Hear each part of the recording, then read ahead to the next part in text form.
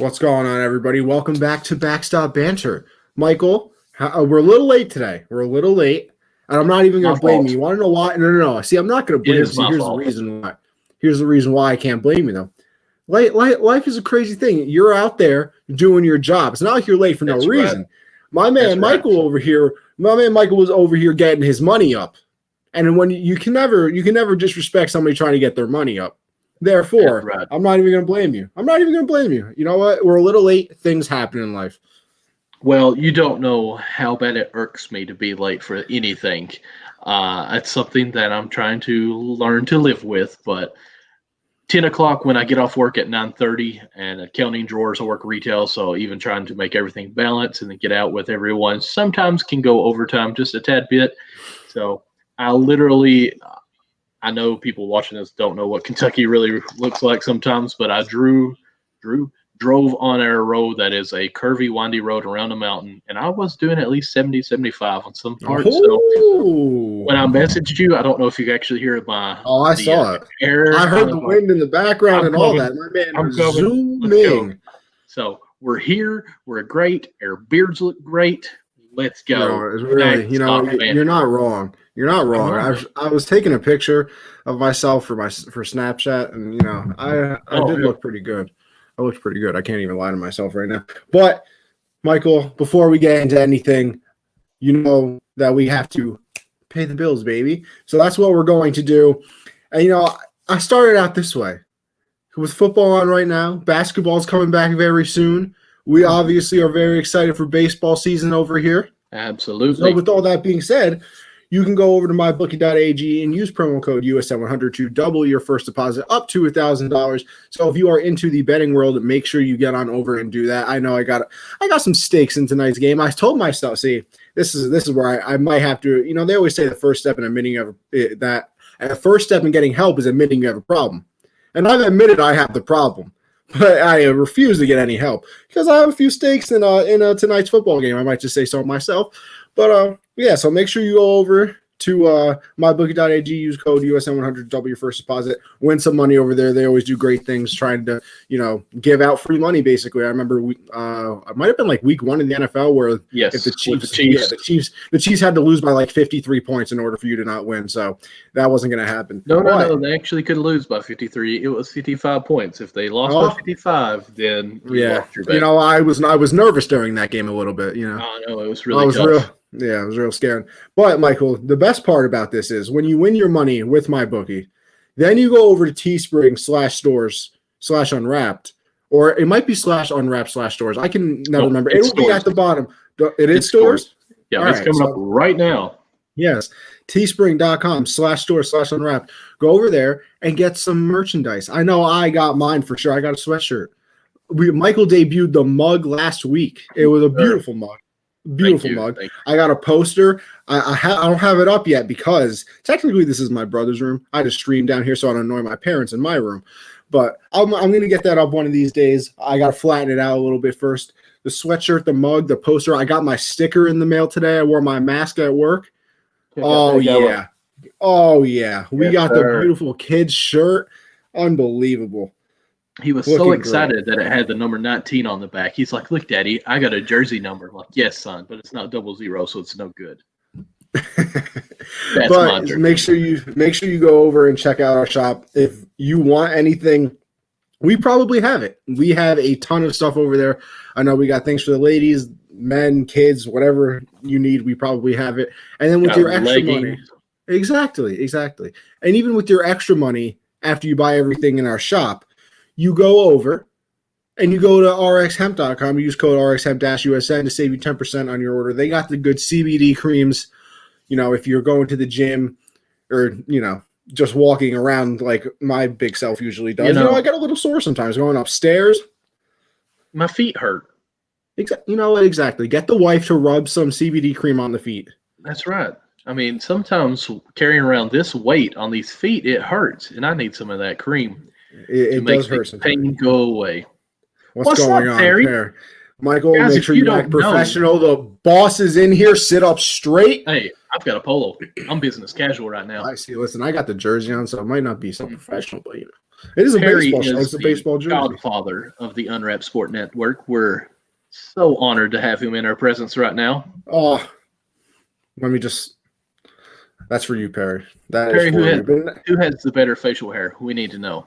this is, Perry, don't answer this question wrong. Mm-hmm. Look at me. Anyway. Anyways, back to baseball. Yeah.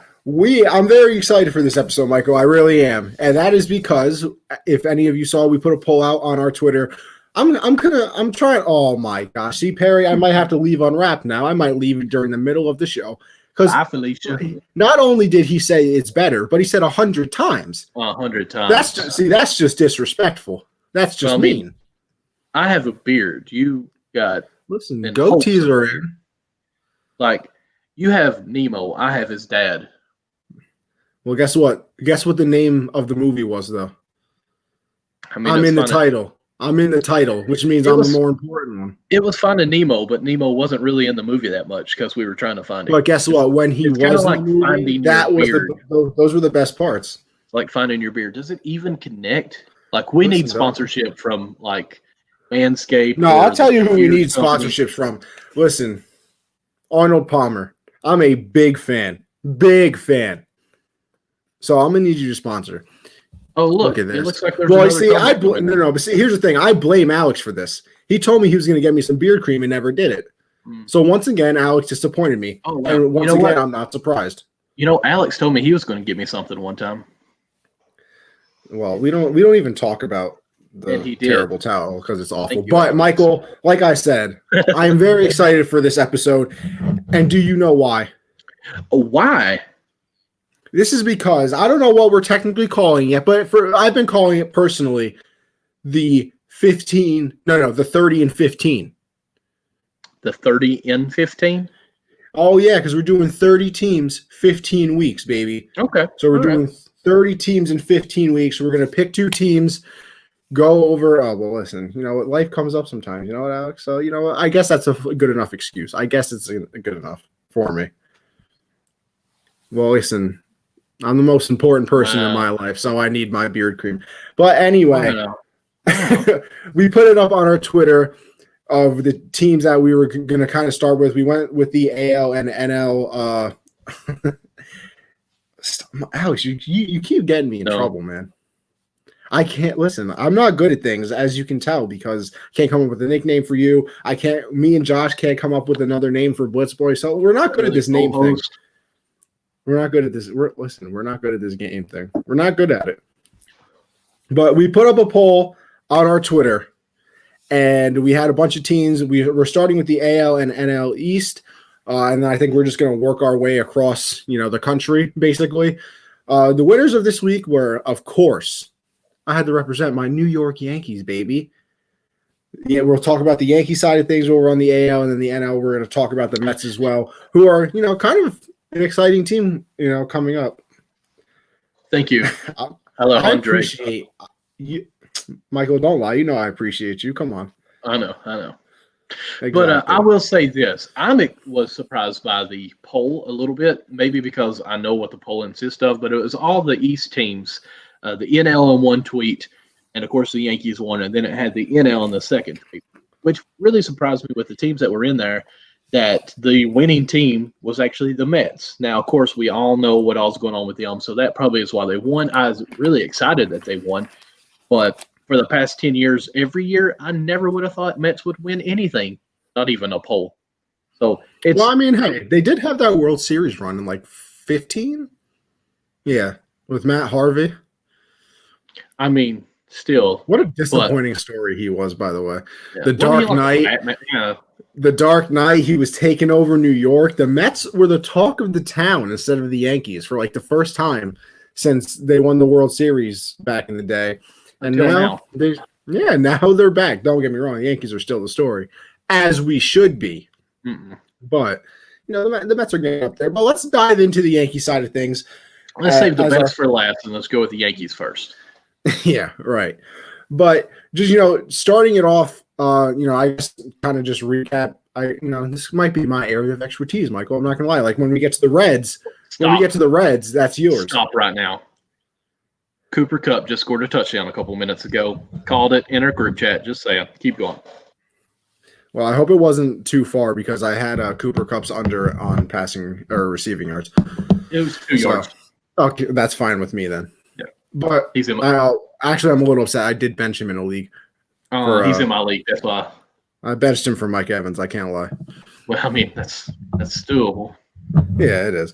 But last season, Yankees obviously got to the ALDS, lost to the eventual runner-up in the World Series, the Rays.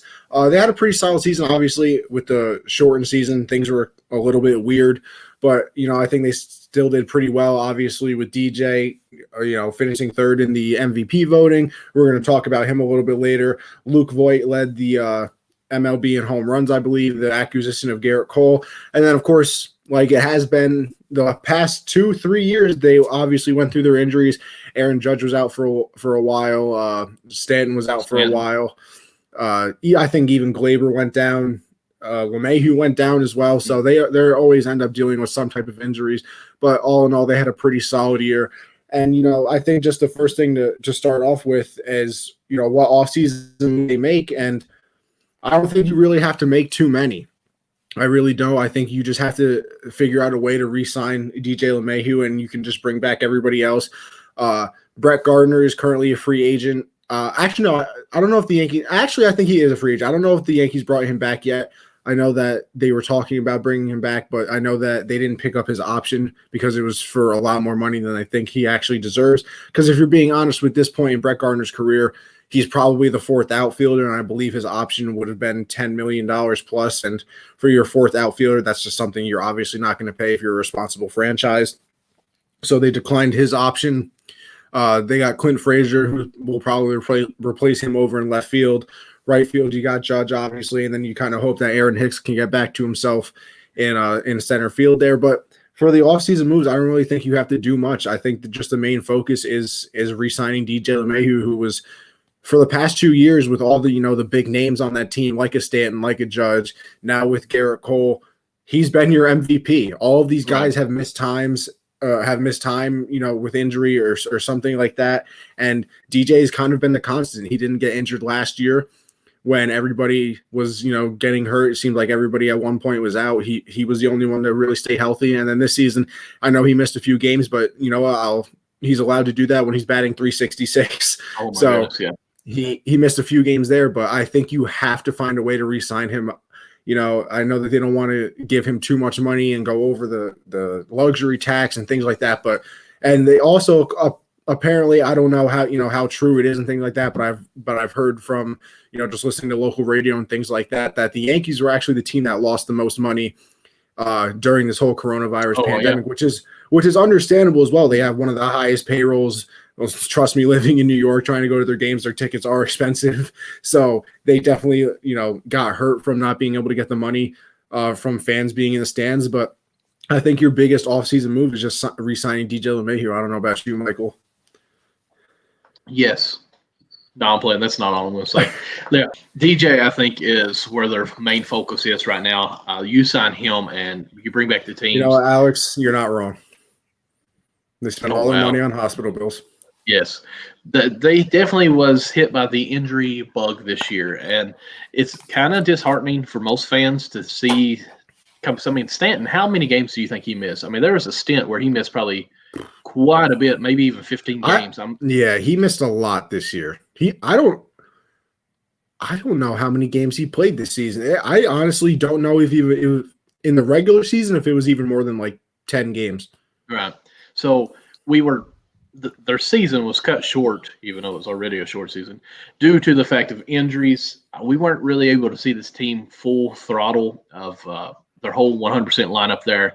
But yeah, I think DJ is a huge piece that they sign back here. And I even think that since it is Yankees, that they'll actually be able to get him to sign for a little bit cheaper as well. I don't think that you'll have to pay him nearly as much as if he went to another team. So that is beneficial for the Yankees.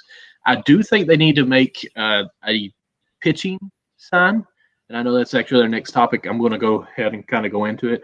I have seen some rumors, me being a Reds fan, that there has been some talk, not much with the Yankees and the Reds, concerning Sonny Gray, a reunion with Sonny Gray. I don't know if that'll actually happen.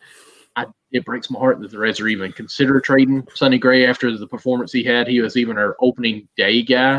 So what I'm thinking here is this might be a push for the Reds to try to trade Sonny Gray and make room, possibly of some kind of other part where we can sign back Trevor Bauer. I don't think it'll happen. I would love to have Trevor Bauer, but I love to have Bauer and Sonny Gray. So I look for him to make a top 2 tier of a pitching change or a pitching sign. I won't say change, because with that offense that you have, with the bats that you have, you don't have to have the best pitching. I mean, that lineup, when it's healthy and going, it's going to score 6 to 10 runs a game. So, I mean, that's just going to be phenomenal there. How do you feel on the pitching? Yeah, it's kind of a weird thing because the pitching is always what people talk about. And it is easy to do because you look at, the names that they had, running there in the postseason. And it was Garrett Cole, obviously, is your easy game 1 starter, your opening day starter.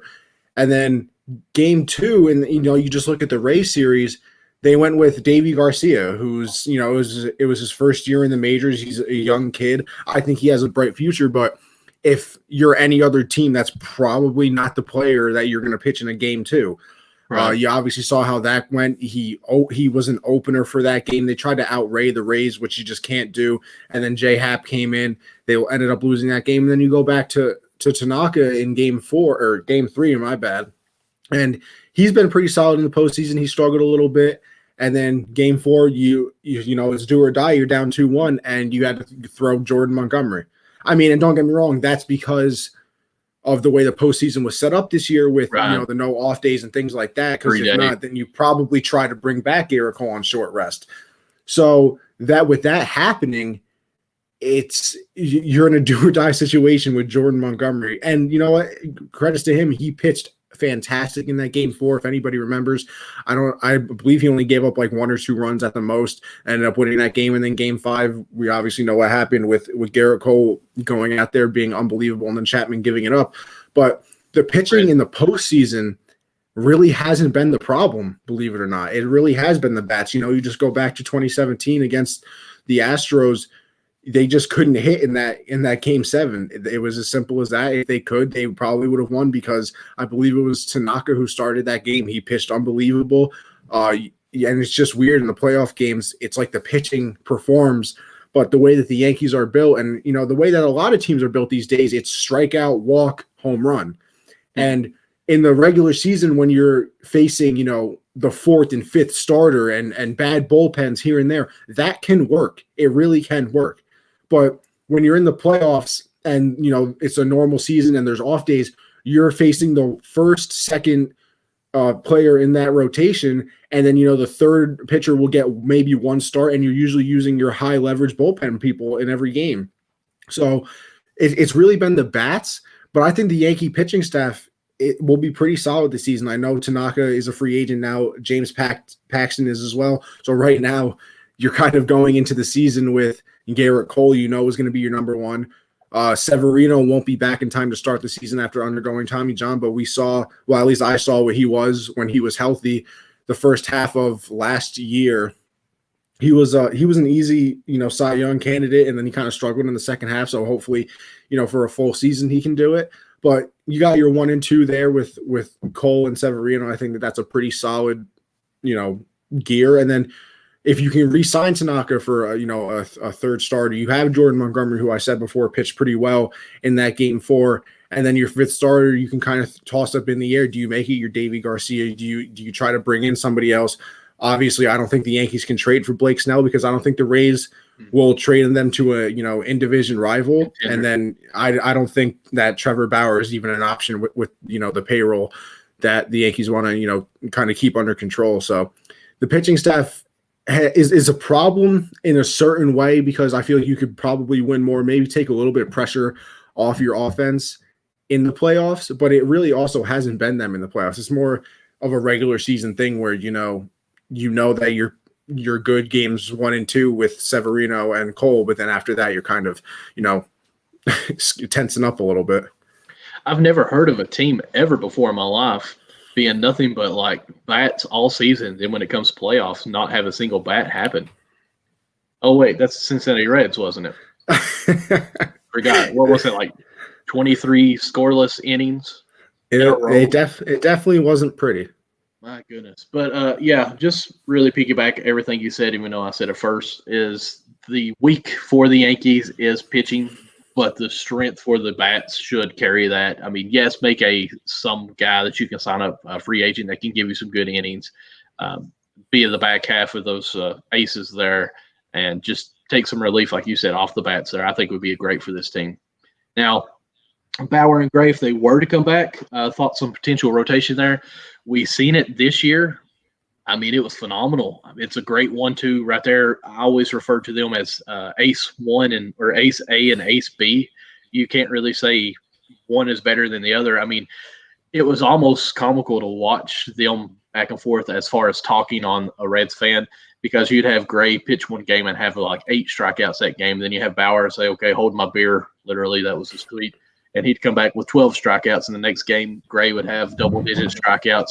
Like the Cincinnati Reds, I don't know if they do this in Yankee Stadium or not, but every time that a game is at Cincinnati and they have at least double-digit strikeouts, please tell me you just not take a picture of yourself for Snapchat. I did not. That's my wife.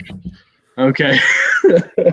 But every time there's at least 10 strikeouts, everyone in the stands the next day can take their ticket to a LaRusso pizza or something like that, and they get free pizza, one free pizza, a large pizza. Yeah, imagine that happening in New York, Michael. Well, I mean, that's what I'm saying. But this year would have been great. Like, it was perfect since there was no fans that they did so well in strikeouts. I'd say Cincinnati probably led the league in strikeouts from starting pitchers, because it just seemed like every other game one of them was having 10 strikeouts. And Bauer even got a beer made for him because he had the most strikeouts, I think, in the first 4 or 5 starts. So I think Cincinnati Reds pitching, even I know we're talking about the Yankees. I'll just say this real quick, and we'll get back on task here. Is when a pitcher does good in Cincinnati, I think it speaks so much more volume on that pitcher, because it is a small park baseball field that is actually designed to go towards it faces towards the riverfront. Is what they used to call it. And the wind flow through there actually travels the ball farther, even in a small park. So they should be more home runs. So the fact that these guys are striking out these guys and hitting, having ground balls is even more miraculous. So yes, boom, it is. Yes, it is. Don't you worry, Michael. I know you got to get your Reds talking. It's fine. Mm-hmm. I'll be honest with you. That last 15 minutes of my life listening to you talk about the Yankees was probably the most depressing I've ever been in my whole life. My goodness. Who likes the Yankees outside of New York? Oh. You know what? Who likes the Cowboys outside of Dallas? Oh, wait. It's America's team. Everyone does. Yeah, America's team. Listen, we should not be represented by losers. But anyway. Let's not talk about Cowboys. This is MLB. Exactly. And speaking of the MLB, I want to get your I can't think of the word now. Now I can't think of the word. Unbelievable. Your this is killing me right now. Opinion. There we go. I got it. Couldn't think of it. Yeah, a big word. Big word.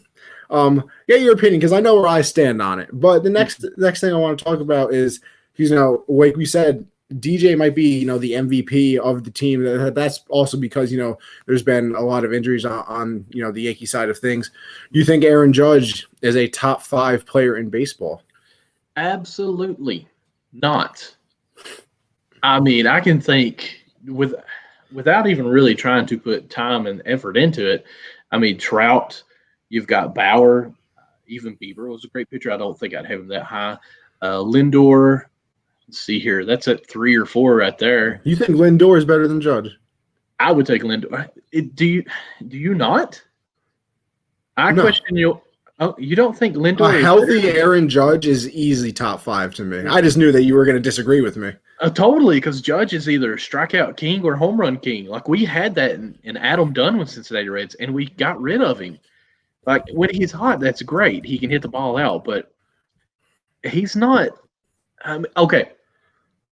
What position does he play? Right field, or is he DH? He is. Okay, he's right field because Stanton. That's right. So, I mean, is he really that good of a fielder too? Absolutely. I'm losing you. I don't know if it's me or you. Are you there? Are we good? Yes, I see What's you. up? All right. Was it me or you? Is he a I good have fielder? no idea. He is an excellent fielder. See, I can't say that I watch that many Yankees games because nobody likes them. Let's just be honest. So He has a I feel like, cannon.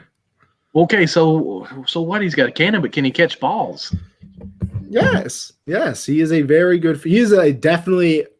I would rank him as one of the better fielding right fielders in baseball. Really? Okay, because the right field is where you put the worst player. But I mean, I'm just saying, I'd rather have Lindor because that is a position that really counts at shortstop so much more that you have to do, plus the way he does with his bat. So I think Lindor hands down would be my first pick. Well, listen, I want my top 5. Yeah, this might be our next poll that we have to do. I'd probably put. Obviously, you put Trout 1. I would think you put Mookie up there. Mm-hmm. I could make an argument for Cody Bellinger.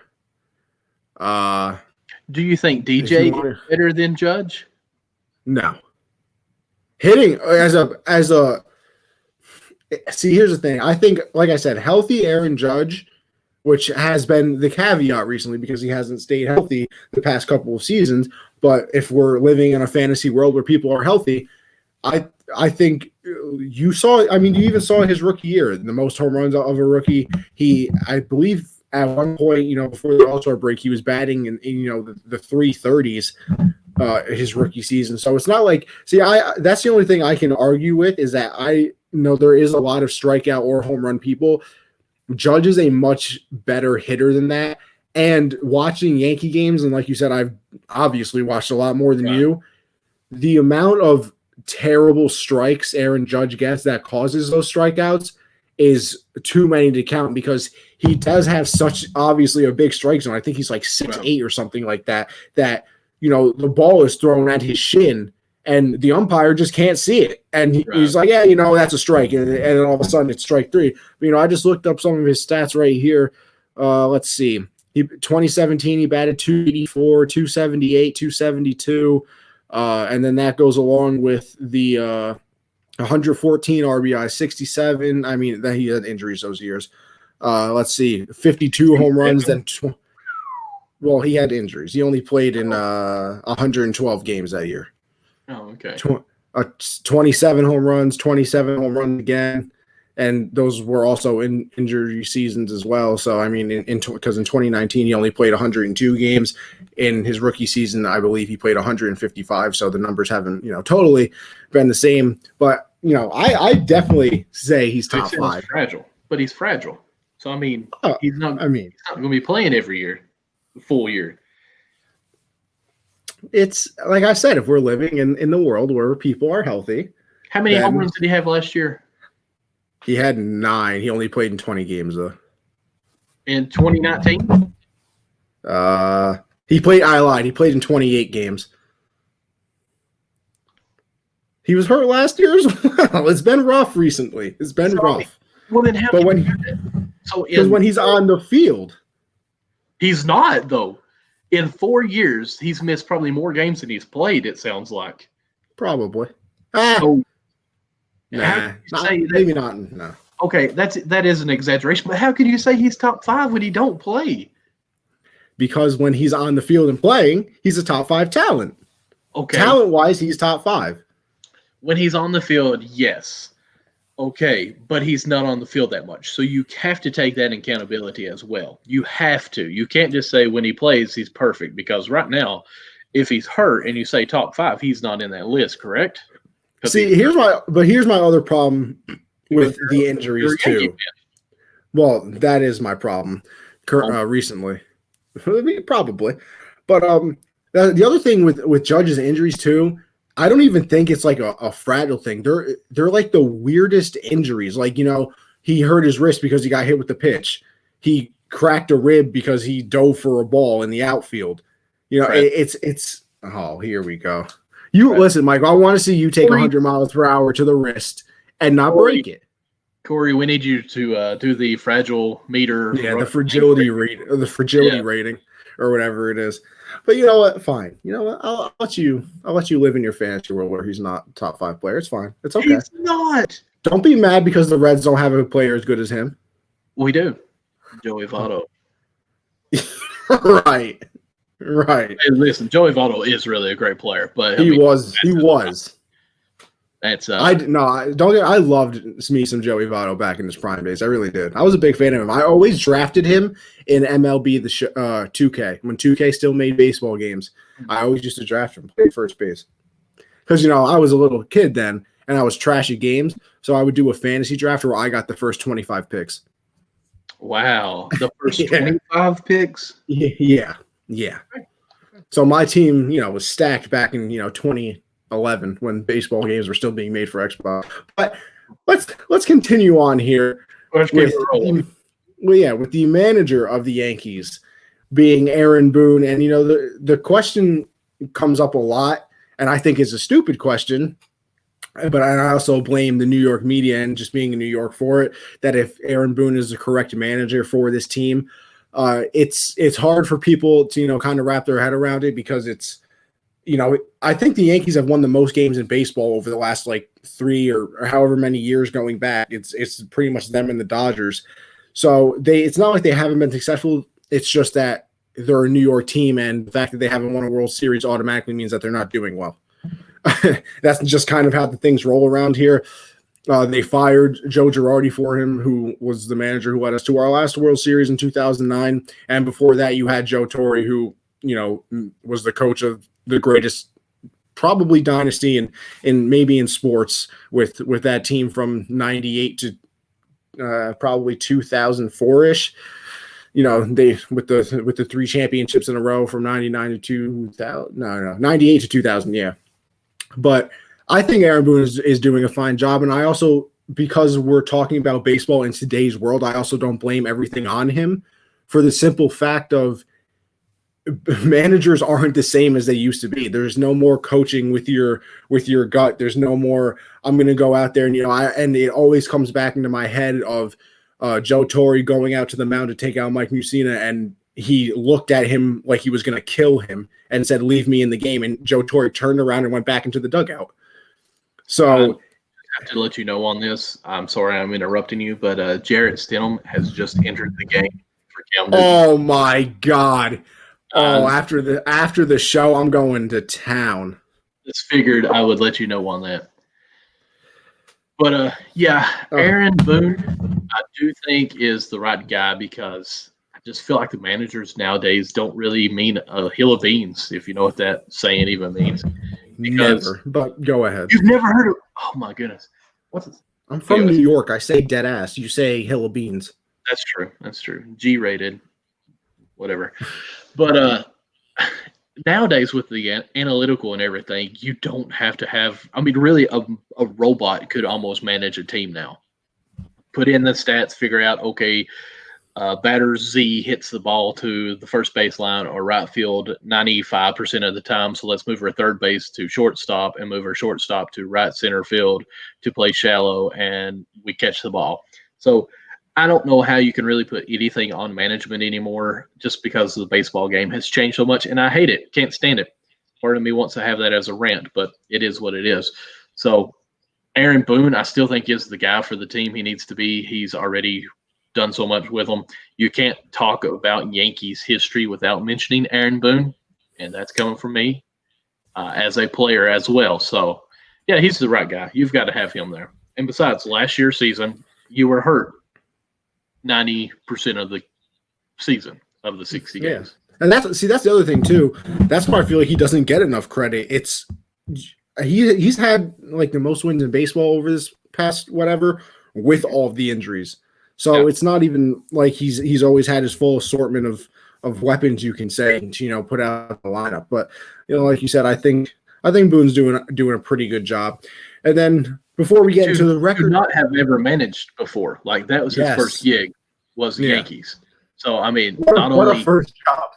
Yeah, that's what I was about to say. Is not only that, is he handled himself with New York and has still done good. How long has he managed now? At least 5 years, ain't it? I think he took over in the 2017 season. Okay, 3 years. Close enough. I think. I believe so, at least. It was either 17 or 16. That I know. It was, yeah, I think it was 17 actually. But I think we can both agree Aaron Boone's doing a pretty solid job. And, before we get into the record prediction side of things for the Yankees, because I kind of wanted to do that as well. I wanted just a quick little conversation about Gary Sanchez because, it's kind of been a weird up and down thing for him. If you just look at Gary Sanchez's stats, I can read some off right now. 2016, he comes up, late into the year after the Yankees kind of traded everybody away and they were going to start like a rebuild, plays in 53 games and hits 20 home runs, batted 299. So it was unbelievable. 2017, obviously the starting catcher at this point bats 278, hits 33 home runs. And then it's just a fast fall from there. 2018, he bats 186, hits, let's see here, 18 home runs. He only played in 89 games that season. 2019, he bats 232. He did hit the 34 home runs, played in 106 games. And then last year batted 147 with 10 home runs. So it's been a fast decline from him. And it sucks. It really does because Gary, coming up was one of my favorite players. The way he just kind of changed everything around with the fact that it was kind of the first time the Yankees were going to sell everything away and, try to kind of rebuild. And he came up and he was like, let's not have that happen. And it turned the rebuild into a retooling basically, because then the year after that, Judge comes up. The year after that, they get Glaber and everything like that. So it kind of really quickly turned everything around. And, I said this on a previous episode of Backstop Banter where I just think that they broke him. I really did. He definitely wasn't the best defensive catcher, to begin with. And the past offseason, they brought somebody in from the Pirates, I believe. It might have been the Pirates. And he's, considered one of the better catching coaches out there.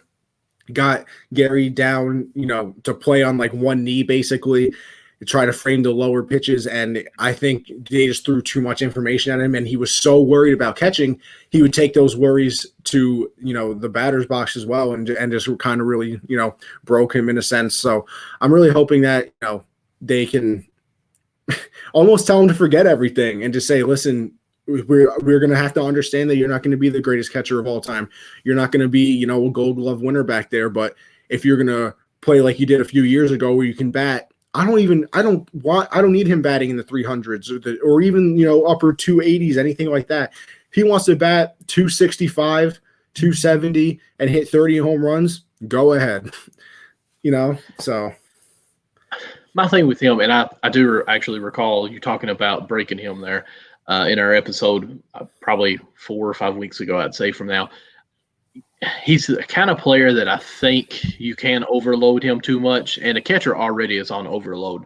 I mean, you got to think they are programmed to think of 9 different players plus the bench players that may come in and pinch hit to know how they are supposed to be thrown to, what pitches they can't, where they can't hit them, what pitch they like to swing at, on what count. So, I mean, you've got to think so many different predictions that they have to be going through their head.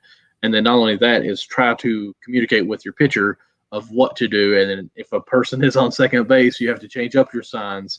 So, I mean, there's just so much that's going on through a catcher's head already. And then to think he had a good year. Now, listen, you're doing everything good, but we're going to try to change you to catch like this when you've done it your whole life this way. So I think that could play a toll on someone. Plus, with the COVID going on, 60-day season or 60-game season, I think he was just on overload. I do think he needs to just hit reset or refresh and try again and go into this season not trying to overload himself with so much information of how to catch, how to frame the one leg like you were talking about, and just concentrate on having fun. A lot of times we can get overwhelmed by trying to do things the correct way and forget to have fun with baseball. So I think he can come back to his old self on his batting for sure. It's just he's got to dumb it down a little bit. I hate to say it that way, maybe simplify it just a tad bit. And I would honestly, with the Yankees, though, I'd say he's got a short chain on this. If he comes out the first half, or I won't say half, first third of the season, if he's not playing to where he is, they'll probably make a move on that. Yeah, I could definitely see that happening. And it's definitely a struggle. Like I said, he was, one of the better offensive players on not only on the team, but probably in baseball, probably the best, offensive catcher in baseball for, those quick, that little quick 2 year, 1 year period where he was really dominating, in the batter's box. But it's kind of been a steady decline from there. But with that being said, Michael, give me a prediction. How many games do you think they're winning this year? Well, I'm going to first say this, and I think I say his name right, but I did a little research on the team, and I think this is going to be a rebound year for Adam Autotoven. Did I say that right? Ottavino. Ottavino. I totally left the letter out of there. Sorry. In my head, when I come up with these hard names, my go-to thing that I think of is just say it fast. Just say it fast. And I had it in my head, and I was like, ugh. So I think he's going to have a good rebound year as a relief pitcher. And I think it's going to be very well for the Yankees. He got back into or he's getting into his rhythm. It's first that year's out of the pitcher now. Let's just forget of this last year and go on now, pushing forward. But I have them, and I think it's 162 games, right? I couldn't remember. I hope so. Like it's either 162 or 164. No, yeah. No, it's 162. Yeah, I thought you meant you weren't sure if it was a shortened season. Right. Well, there's no DH, and it's 162 is the way I'm thinking. But I have them, and I think my math is correct, is I got them at 87 and 75. 87? I do. I think it's a good team. What do you got them at? You lowballed us. Really? What do you got them at? Do you think they're a 900 or a 90 team? I think they could win 100 games. They have the last two seasons. Well, I mean, they won 100 games the last two seasons. They basically have the same lineup. They added Garrett Cole and Severino's coming back, eventually. I could see him I could see him, I'll go low end 95. Really? Well, see, I want to put them at 90, but I do think injury is a history prone on this team. We don't know what exactly we're going to get. We've already talked about how hurt Judge has been to miss so many games. Stanton missed quite a bit too. I do think they'll come up top, but Tampa Bay is the defending AL champions over here, so we have to give some room for them to be the lead, right? I mean, do you think Yankees will be number one, or do you think Tampa is still up there? I think the Yankees will win the division. But I don't see, that's the thing with baseball too. There's so many games that both of these teams can be very good and still win a lot of games. I could see the Yankees, at a 98 wins and the Rays like a 95 type of thing. Like I do think that, both of these teams are pretty solid, but then you also got to think about the Rays. What if they do trade Blake Snell? I know that they lost Morton already on that pitching staff. So, then if you start getting into those kind of situations, it'll be a little, weird. But, we're going to talk about the Rays eventually anyway. I may put them a little low. I can admit sometimes when I did that, but I just did not feel like I could put them at over 90. I really wanted to say like 91, 92, but I was like, I've got to be at least more realistic and put it at 87. Hey, would you rather me lowball them or be too high? You know what? You can do whatever you want. That's right, I can, but you'd be satisfied if I lowball them. I'll just be right again, like I have been on this show. You know what? Let's earmark this and see where we're at. Listen, Alex, put it in the Rolodex, as you say, for all you old folk out there that actually know what that is. Alex ain't on here no more. Hey, you never know. Alex, he would be commenting like crazy. Alex is a very busy man. He is. He really is. He has stimulus checks to write for me, everything like that. But, Michael, let's hop over just down the street a little bit, just a borough away to the New York Mets and kind of talk about them real quick. Just going down, they missed the playoffs last year. They kind of came on there at the end, but, it just wasn't enough to make the playoffs. But they looked pretty solid there at the end. Obviously, about Jacob deGrom. They got Stroman back. Noah Syndergaard will hopefully be recovered from Tommy John surgery. And then there's obviously free agent moves that they're looking into. But I want to start it off with this. How excited, because I know I've talked about it, should Met fans be about their new owner, Steve Cohen? They should be ecstatic about that. The way that he's already involved and intertwined himself with the fans of New York, I mean, it's time to put the words New York baseball team, Ron, on the Mets. Sorry, I'm a hater. Don't get ahead of ourselves. But he's made it fun again for them. Like I've actually seen Mets fans say positive things right now, which is a great thing. So he's definitely made entertainment come to baseball on a short scale. Short scale. I love the fact that he already put out on Twitter, what free agent player, Mets fan, do you want us to pursue? Who do you want us to sign? Like he's getting involved with them. You know, many times, and I know we've said this on another episode, so we'll say it again. How many managers or owners do you actually know of baseball teams? There's not very many, but this dude has been the owner for maybe 3 or 4 weeks now, and everyone that talks about baseball knows this guy's name. So he's relevant. He's making the Mets relevant. I think he's a little bold saying in 3 to 5 years they'll win a World Series. 5 years, I could see it, but three, I mean, you're changing a culture, you're changing your staff, you're changing your managements and everything like that, front office even. I think 3 years would be very impossible to do. But it's exciting and it's fun to hear. Make those bold predictions where we're actually paying attention to you. So kudos to him. Mets fans absolutely should love this.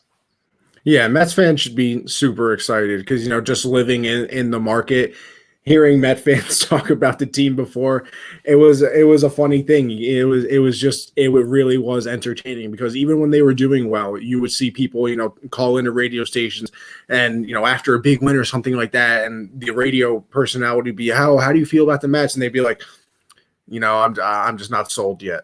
They're the Mets. And it just kind of turned into that. It was really, what's going to go wrong and when is it going to go wrong? Because that's kind of just what the history with the Mets have been. And, I think Steve Cohen's really going to turn it around. He's coming in here at the perfect time in a weird way to say, because, all these owners just lost millions upon millions of dollars, because of the pandemic that we're going through. And Cohen is coming in with his $14 billion in his pocket in a non-salary cap sport after losing zero money in the pandemic because he didn't own a team. So all these good players, that are being optioned away or non-tender, things like that, the Mets can really come and pick them up because before that wasn't a possibility for anybody. The thing with New York was always that whenever there was a big free agent, you always mention the Yankees, you always mention the Dodgers, the Red Sox, teams like that. And even though the Mets are in the New York, media space and everything like that, they were just never mentioned because of their owners. They had the whole Bernie Madoff situation where, they got, I don't know what the technical word is, where they lost a bunch of money. So that's that was a struggle for them. So they couldn't really afford anything in free agency. So they couldn't really do that. But now Steve Cohen's coming in, and it's going to be tough for him because, like I said, it's the New York media. On my rant last week, I talked about it already, that because he couldn't hire a few people that he wanted, that some people started calling him a failure already. And I kind of disagree with you on one thing, though, Michael, is that with the World Series in 3 to 5 years, I absolutely think that's possible. I would shoot even sooner and say that they genuinely, in my opinion, could be a World Series contender this year. If they make the right, offseason moves. You look at the pitching staff already, they're only, one or two offensive pieces away because you have DeGrom, who I know Bauer had a great season last year, and, Garrett Cole is also in New York, but I think DeGrom is the best pitcher in baseball. I kind of tried to fight it because we got Garrett Cole. I wanted to say it was Garrett Cole, but no. You look at DeGrom, the dominance he's had over the past, 3, 4, 5 years. He's been unbelievable. 2 Cy Young awards already. I don't think he's slowing down anytime. When Syndergaard is healthy, he's good. So I really do think that competing for a World Series isn't out of their realm. Well, I don't think it's out of the realm. Talent-wise, well, as of right now, no, there's no way. But what they're going to do as far as free agency, I definitely think so. But I'm worried that they need to make some culture changes first. Well, actually, Michael, that's a perfect segue because the next thing we're going to talk about is if they were a playoff threat. So continue. So, do I think they're a playoff threat? No. Do I think they will be this year? Yes, for the fact that I think Bauer will end up there. Now, in the past, my episodes, I've said that I do think Real Muto will go there as well. But some resources have been saying that they're going with McCann now, I think trying to focus on McCann. And they're also really pushing for, I think, Springer from Houston. So I think it's 100% possibility that they get all three of those guys since they're not going for Real Muto and going for McCain. So if they get those three guys, that is instantly pushing them to a championship level team now. Now, what I'm saying as far as the 3 and 5 years, I'm afraid that it's hard to teach an old dog new tricks. I think you're going to have to get rid of some stuff, some dead weight there that are used to Mets being Mets, and change that Well, culture. Cohen already fired the entire staff, so So, he's a little bit ahead of that. right. So I totally think they can do it. It would be phenomenal if they do it. It'd be a miracle. But if they make these moves, they're definitely a contender right away. But I still don't think they win it this coming year for sure. I think that they are a playoff threat for this season for sure. Like I said, I just love their pitching staff, and that's the thing in the playoffs. When you say they're contenders now, are you talking about the team they have at this moment? Probably at the moment, no. See, that's the thing, though. They're a weird team, man. They really are, because, like I said, the beginning of the year, they kind of struggled, and they kind of turned it on at the end, where if that is a normal season, I think that they would have made the playoffs. But it wasn't, because if you even struggled for a little bit, it was your season was basically over. I mean, the Yankees started off, amazing, and then they went through all their injuries and almost blew, a playoff spot. So it was kind of up in the air for anybody. But I think if that was a longer season, they can make the playoffs. So, their current team, they got Alonso at first, Jeff McNeil, who had a wonderful season, Michael Conforto, when he stays healthy. They picked up Trevor May, so they can kind of get some help in that bullpen. I guess, sure, why not? If this current team, I think that they can make the playoffs. And like you said, I don't think they're done. I think they're going to make some splashes in the offseason. So I'll make them definitely a playoff threat, because their pitching staff is just good enough to do it. Put their 1, 2, and 3, when Syndergaard gets back, and if they really end up getting Bauer, you can go to their 1, 2, 3, and 4 pitchers, because now you'll have DeGrom, who's the best pitcher in baseball, in my opinion, Trevor Bauer, Noah Syndergaard, and Marcus Stroman. What 4 pitchers are going to match up with that? I don't see one around the league. I agree. I think that's going to make up for a lot of errors from that baseball or at least as far as offensive side. I mean, look what Bauer did for the Reds, even against the I about said Yankees, the Braves in the playoff game they had. I think he pitched like 7, 8, 9 innings, or at least 8 innings. I don't think it was 9, but of just solid baseball. And we didn't get a single run in that game. So, I mean, Bauer can stop an offense by himself, because the Braves are a wonderful offensive team, and he can keep you in games. So every 5th game, he can for sure keep you accountable, at least being contenders with that. So I think that'd be great. I think that pitching staff would be phenomenal. I mean, I think it possibly could be one of the top pitching staffs ever in baseball. Oh, absolutely. I really do think that they could as well. And but he's got to get it done. And what I'm afraid too is if the Mets start out slow and start out bad, Bauer ain't gonna be happy. We're gonna have momentum yelling at him, and who knows what happens then. Well, I'm sure that their entire pitching and staff will be all over Twitter if it's Bauer, Syndergaard, Stroman, who are probably the 3 most active pitchers in baseball on Twitter for sure. Their Twitter fingers are unbelievable. So, but that's the thing that I kind of want to get into next, is the thing that will make them even bigger of a threat is their offseason move, and what their top target really should be. And as much as actually, I won't say that. I think that their concern right now should be catching, because Trevor Bauer would be great to pair up with DeGrom and everybody, but you can deal with your pitching staff right now. Like, you have plenty of pitching with Stroman, with Syndergaard, with DeGrom. Their catching is terrible. They can't hit anything. And it's not like they have one person who's decent and then this guy is no, they're all bad. All of them can't hit for anything. So I think they really need to figure out the catching situation first, and then that will really, help them out there. And, that's what they said. They're kind of going after that with James McCann. It's either that or Realmuto, which I guess that they aren't really focusing on. So it's looking like it'll be James McCann. That will be a great addition for them, bring some firepower into the catching position. And then this is where I was going, that their biggest thing should probably try to be signing DJ, which pains me, obviously, being the Yankees fan. But if you can get DJ at second base, now you have a fantastic hitter there, a great fielder, a Gold Glove winning fielder. at that position. So you bring in another great hitter to pair with Jeff McNeil, who I believe won the batting title it might have been last season or the season before. So, he's a solid hitter as well. And then we're going to get into Pete Alonso, probably after this. But I think that should be their major concern, fixing that catching position. And then after that, if you can go after DJ or you can go after Bauer, and I think they can go after, pretty much whoever they want, because this is, like we said, Steve Cohen's coming in unfazed because he didn't really lose anything. And then George Springer, you said as well, that would be a great addition for that outfield as well. I really think they have plan A and plan B set in place. I think if they really think they've got a chance for Bauer, they go with McCain just because of the books. But I think if for some reason Bauer jumps ship or goes somewhere else, which I pray he either stays with the Reds or goes to the Angels, I think they go for Real Muto. That's what I really believe. I think they've already talked to him. Say, listen, if we for some reason don't get Bauer, we're going to pay you whatever you want for a catching position, and just go with that. But I do think Springer, I think they have to go for those two. I think they're going to get 2 out of the 3. Bauer, Real Muto, and Springer. What 3 they get, I don't know. Obviously, McCain is a step down from Real Muto. I've said his name so many times, and I've said it perfect. I'm so proud of myself.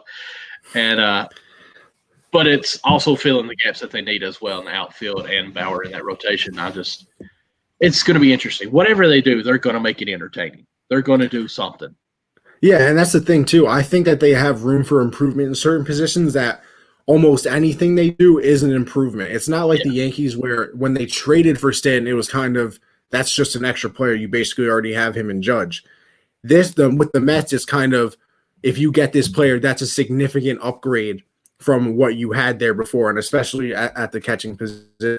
But, one thing that I think is very important for them going forward is which player is the true Pete Alonso. I know we only have, 1.5, you can say, seasons to basically go on, because last year it was weird for everybody, 60 games. But, you just look at his 2019 rookie season. He played in 161 games.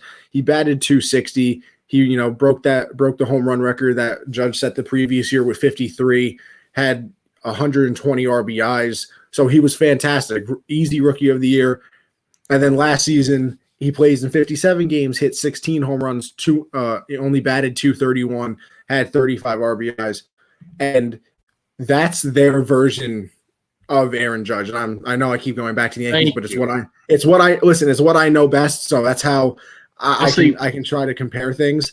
I kind of wish that I knew we were going to go this way anyways, because you just said Aaron Judge is top 5 players, but yet you're comparing him to this guy. No. I said that's their version of him. Like that's their big toy. But let's be honest. He beat Aaron Judge his rookie year, and now he's struggling a little bit. Same as Aaron Judge, his struggle was that he was just out. So we can't say Aaron Judge is top 5 and be bad-mouthing Alonso in the same breath. I'm not bad-mouthing him. I'm saying which one is the real him. I was just reading his stats. Okay, which one do you think he is then? I think he's somewhere in the middle, which is the – No, I think it is the – listen, it is the cop-out answer. Yeah. But I think Pete Alonso for a first base position, I think that's exactly what you need out of him. I think, a 265, 270 hitter is probably what he is. He also strikes out a little bit, but I don't think he's going to hit 53 home runs again, because I think in that 2019 season, I think every baseball fan can kind of agree that there was something up with the baseballs. Everybody. I saw Brett Gardner hit like 25 home runs. That's not supposed to happen. So there was definitely something wrong with the baseballs that year. I think they were juiced. I genuinely think the baseballs were juiced in 2019, because you look back on that when Manfred said that the baseball company changed the baseballs and they didn't know. How do you get supplies from somebody and you don't know what they did to your own, but whatever. That's a whole different story for another day. But I think that's where Alonso is. I think he's a 265, 270 hitter. I think he's probably good for 30, 35, 40 home runs a year, hopefully over 100 RBIs. But the other thing is, sometimes it's not so important to look at the stats, because RBIs is obviously a big thing that some people look at with production. You can't drive in people when there's nobody on base. And, the Mets have kind of struggled on the offensive side of things. So if, he doesn't have over 100 RBIs, can you look at it as a struggle, or is it more of, well, he can't drive runs in because there's nobody on base? So I think that he's somewhere in the middle, but I do like Pete Alonso. I think he has a pretty bright future. Like I said, I think last season just messed up a lot of people. I don't think anybody will admit it because they're professional athletes. They kind of want to, no excuses, this, that. But I think a shortened season where you weren't allowed to go out, do your normal routine, do whatever you wanted, you're kind of game hotel, type of thing. I think it kind of just messed everybody up. So I still definitely want to give Alonso another year to see what he can do. But I think he's somewhere in that middle ground area. So you're basically not answering. Okay. But anyways, so what I think is Alonso, the next time that he gets offered any kind of paycheck when a new contract comes up and Cohen is still there, he needs to say, you know what, I'm going to take a little bit of a cut. Why? Because you saved my career. When you came here, you're going to get me players that they cannot pitch around me, cannot throw slop to get me to chase that because they know no one behind me is going to do anything anyways. But when Cohen comes here, he signs Springer. That's a great bat that's going to be there. If he gets Real Muto, we know that's a great bat. So there's three batters, 3 hitters right there that you cannot pitch around. So I think that's going to help his career out quite a bit. Also, something I think is interesting as far as for Alonso is he played a lot of DH this year. The NL is going to be getting rid of the NH or the DH, possibly. That's what we're planning on. So another player that had is Dominique Smith, who is actually a better first baseman than Alonso as far as the WAR. Like one was a 1.1, and I think Alonso was like 0. So what are they going to do with that? Do we have Dominique, we get rid of him so we can play Alonso back there or what? So I think it's interesting. Do you know more about that? I just kind of looked that up today and seen that. Dominic Smith was supposed to be Pete Alonso. He was kind of the big thing that was coming up through their farm system. Then he debuted and it was kind of a weird situation. I think that I'm not sure if he's the one that they've kind of also turned into like their left fielder type of thing. I can't remember if that's the correct person. Honestly, but Pete Alonso is their first baseman going forward. I don't think that's really honestly a question. Like I said, that's their big target. That's their moneymaker in the Mets' eyes. Like I said, that's their. I want to say Dominique added maybe over 300 that I looked at. So, yeah, Dominic Smith was pretty good. This last season. I think that he's just been improving. But like I said, I think Pete Alonso is easily their player going forward. They're in love with him, especially after what he did his rookie season, coming in, doing, breaking the record, winning the home run derby, the whole 9 yards. So that's, like I said, that's kind of their big thing moving forward. But I'm kind of, like I said, 2 years is kind of quick to judge somebody on, because his first year was so good, and the second season is a pandemic season. Like, you don't really know what a true player is after 1 and a quarter season, basically. So I'm going to give him a little bit more time, but I think that he'll be pretty solid. Dominic, he batted 316, 10 home runs, 56 hits out of 177 at-bats with a WAR of 1.9. So, I mean, I do feel like he still needs to be in the lineup somewhere. I don't know much on this team, so I can't say. Actually, it says position, first base, left field, and pinch hitter. So maybe he is an outfielder as well. If they like I said, because I think that they were trying to make him into a left fielder because Alonso came up and played so well. And it was because for a little bit, Dominic Smith was kind of going to be the one that they were going to trade away, like they were kind of going to give up on. And then he went into left field, started playing a little bit better. I don't think he's not a great fielder by any means. He's kind of like honestly, if you want to look at Dominic Smith, almost like a Kyle Schwarber, a player that isn't a good fielder, but they want in the lineup because his bat was pretty solid and he's kind of turned the bat around the past couple of seasons. So that's kind of what they're going for in that situation, I think. But what's your record prediction on them then? See, it's so hard to predict a record with them because we don't know what team they're actually going to get. So I really didn't put down a number, but I will say if I'm including, let me check it, because this is going to be a tough division too, I think. It is. Because you've got the Braves in there, even the Marlins, what they did last year, we don't know if they can repeat that. I'm trying to think. The Phillies, I think, will be much better than what they were this year. Not much, but has to be. The Nationals will be better. I think the Nationals will be better. I don't think they'll be top of the line better, but I think they will improve as well. So, I mean, this is a very competitive division. I do think they come in second place because I do feel like they're going to get their players. I mean, Cohen has been very vocal about making the move, but I feel like they're going to be low 80 win. You have to be a little cautious with this team. So I'm going to say roughly 81, 82 wins. I have them at 88. So Okay. I'm kind of there with you. Just a few more games. So like you said, it's a pretty competitive division, and it's weird. Like it's a competitive division, but none of the teams are really like the best teams. But they're just so like equal to each other that it makes it competitive. So I got like 88 wins because, like I said, I love that pitching staff. I think that they'll make some improvements on the offensive side of things, so I think that helps them out a little bit. But I could see 88 pushing 90, second place, competing with the Braves down the wire. Really makes sense then because you're about 5 or 6 ahead of me on the Yankees as well. It's your gambling side. You're feeling a little more adventurous there, so. Things happen. I might have to I might have to look at the prop bets for wins and play some on the Mets Yankees. Now would probably be the time to do it for the Mets because you would be set for the roster right now, probably. That what you're not. Michael, look at your betting tips. What guy? I'm telling you. Now that was our 2-team breakdown, and like I said, we're gonna go out these next basically 15 weeks leading up to the MLB season and break down 2 teams a week. We'll put out a poll again. We're going to stick with the AL and NL East until we break down all those teams. So we'll put out a poll again and make sure you go vote on that to tell us what teams you want to break down, you want us to break down, talk about. Of course, come on into the comments if you have anything to say. Ask us questions on Twitter. We love answering things like that. We can bring it onto the show, anything of that nature. But before we go, I want to talk about some one more other thing. The first and second all MLB teams were released. I just want to go over this quickly. I think it was pretty interesting. I'll go down the first team first, see if you got anything that stands out to you, Michael. At the catcher position, we have Salvador Perez. First base, we have Freddie Freeman. Second base, DJ LeMahieu. Shortstop is Fernando Tatis Jr. Third base, we got Manny Machado. Outfielders, we got Mookie Betts, Juan Soto, and Mike Trout. The designated hitter was Marcell Ozuna. Starting pitchers, Trevor Bauer, Shane Bieber, Yu Darvish, DeGrom, and Max Fried. And relief pitchers were Nick Anderson and Liam Hendricks. I just want to say, looking at that list, yes, Aaron Judge is not top 5. Let's be honest. And that was just the NL. I mean, that's all of baseball.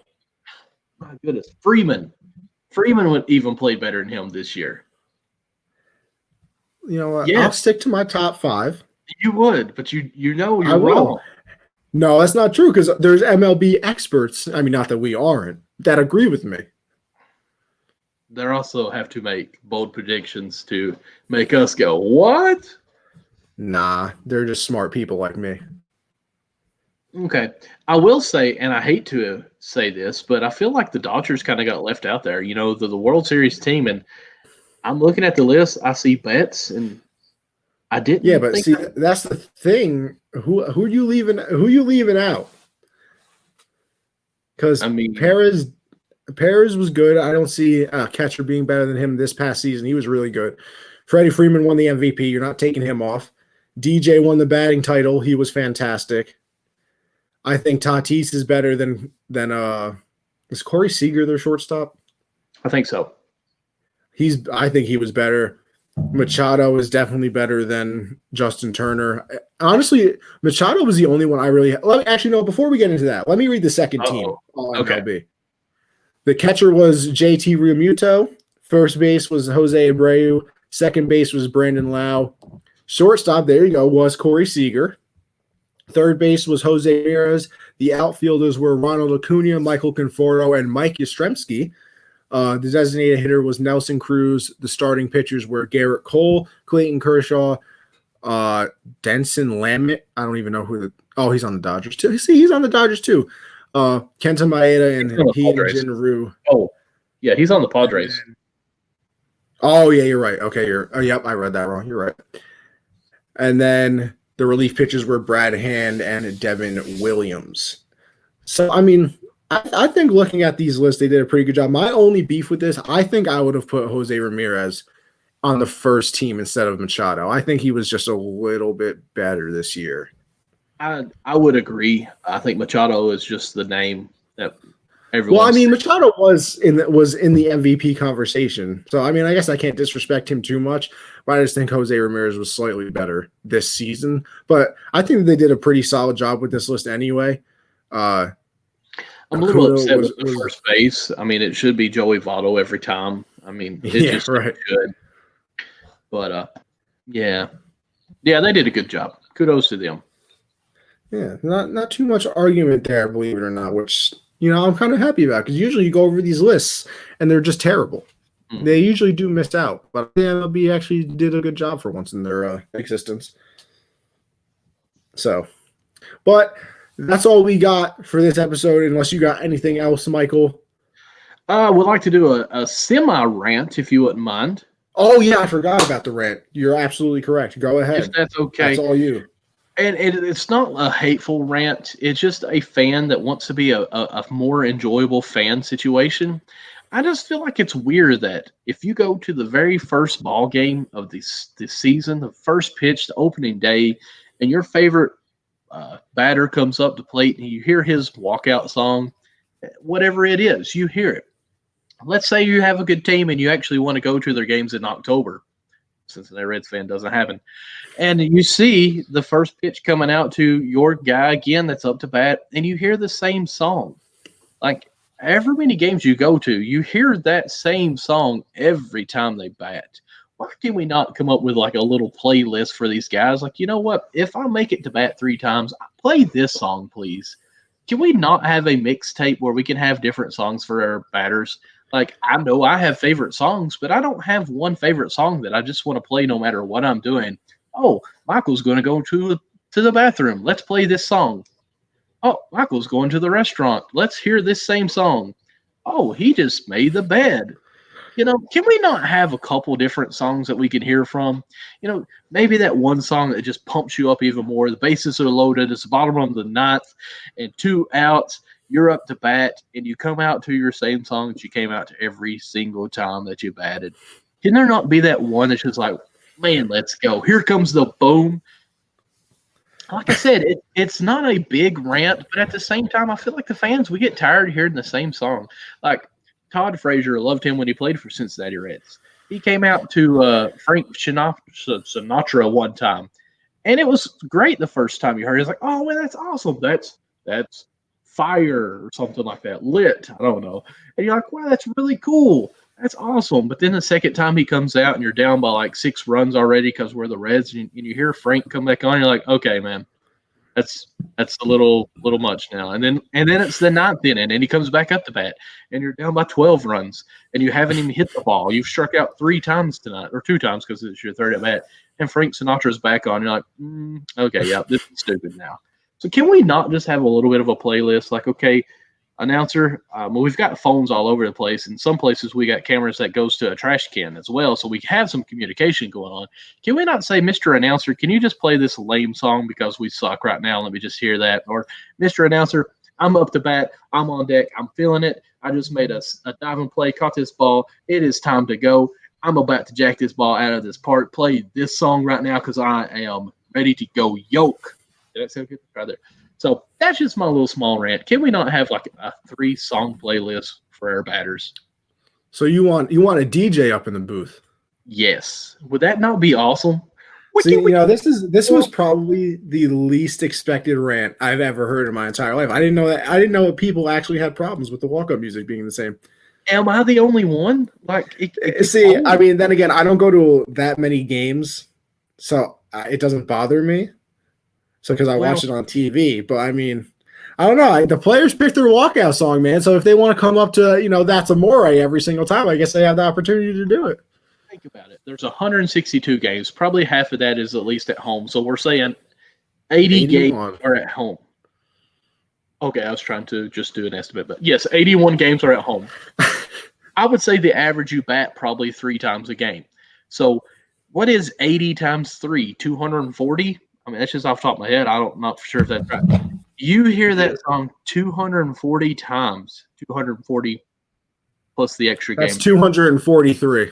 So it's because of the 81. So you hear that song 243 times in 80 days. That song can't pump them up by the end of the season, even as a player. I bet you they get tired of that song. Now listen, it's their choice to change it then, though. It's not like the DJ upstairs is the one doing it. I've never heard of a song change in the many years that I've observed this with my expertise. But I don't know, I just think it's weird. Why can't we just play the songs or like play different songs? Like, hey, do this one. Well, Michael, I'll make sure to get on the phone with Rob Manfred and tell him that you're sick of the same play up. You're sick of the same walk up song. I'm sorry. I'm listen. You have your opinion. I've literally never thought of this in my life. The next time that you go to a Yankees game, you'll be like, oh my goodness, I've heard this song twice now. It's getting to me. Listen, you know what song I love hearing at the end of Yankee games? What's that? New York, New York, because that means they won. Shout out my man Frank Sinatra. But with that being said, Michael, I think that wraps up this episode. But of course, before we leave, we're going to pay the bills one more time. So head over to mybookie.ag. In fact, I'm going to do that right now because I got to go check my balance after the game. I don't know. I can't remember if I won, lost, or what I did. So I'm going to go over there. Make sure you use promo code USN100 to double your first deposit up to $1,000 and get into the betting world. It definitely makes things more interesting. I'll tell you that. And then with all of your winnings, make sure you go over to teespring.com/stores/unwrapped. And buy yourself some merch. We got everything. We got leggings. We got towels. We got posters, masks. I wore my beautiful mask to work the other day. So we got everything. If you want it, we probably have it. And then after that, of course, go over to rxhemp.com. Use code rxhemp-usn to save you 10% on your entire order. They got the premium CBD products over there. So make sure you go and check them out. Show them some love. But Michael, it was a wonderful, wonderful episode, if I say so myself. What you got for the people before we head out? That's basically that. Just follow us on Twitter. I mean, there's not really much to promo. This is our show on this. So you've heard our stuff. Go to it. Get involved. Check us out on Twitter. Our MLB Unwrapped Twitter as well. Please get involved with our poll. Share it and vote in on it to see who you want us to dissect next week. And thank you guys so much. Yes, sir. Like Michael said, make sure you check us out on Twitter.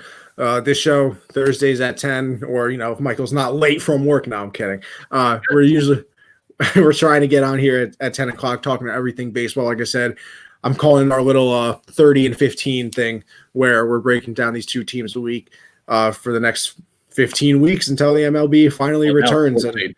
Well, yeah, but eventually the MLB will finally be back. I cannot wait for opening day to see everything that goes on.